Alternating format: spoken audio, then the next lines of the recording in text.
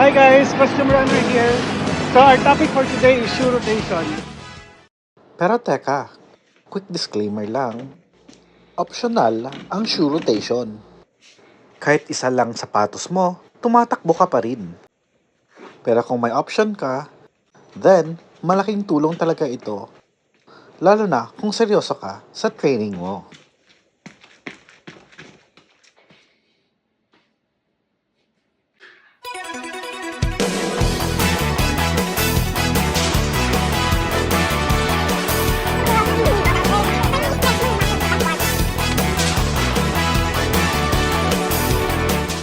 So ano ang importance ng shoe rotation?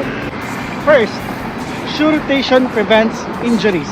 Every shoe type actually distributes the type of strain or stress sa muscle group mo. If for example, kailangan mong tumakbo ng mas mabilis, you need the racing shoes which often is carbon plated. Iba yung muscle group na ginagamit niya in comparison dun sa recovery run or in mas cushioned yung sapatos mo. So, mas distributed and well-balanced yung muscle group naman na ginagamit mo for recovery run. So, again, number one, it prevents injuries.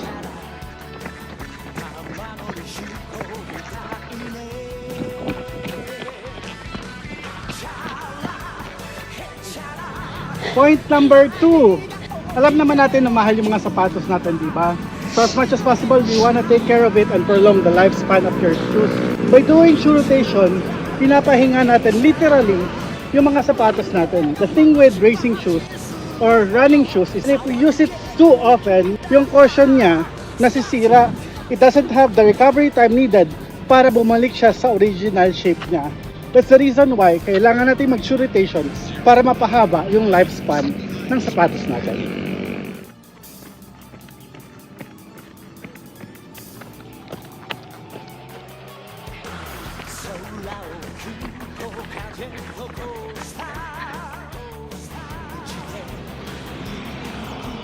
Stay hydrated. Okay, so point number 3, it's to optimize our performance.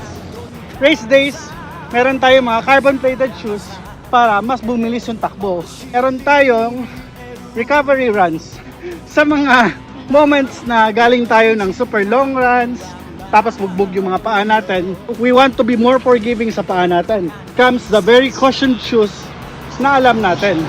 And lastly, yung mga daily runs. Daily runs is for those to build up the mileage para mas dumami yung mga takbo mo. Shoe choice at the moment. Pick up 30 4.0. Ayan siya. Itong sapatos na to is like Vomero na cushion pero plated siya.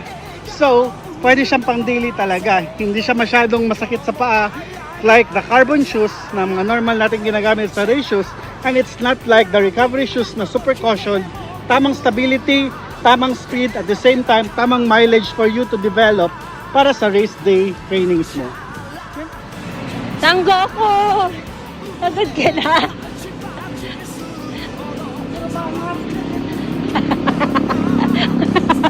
Just finished our 12K today.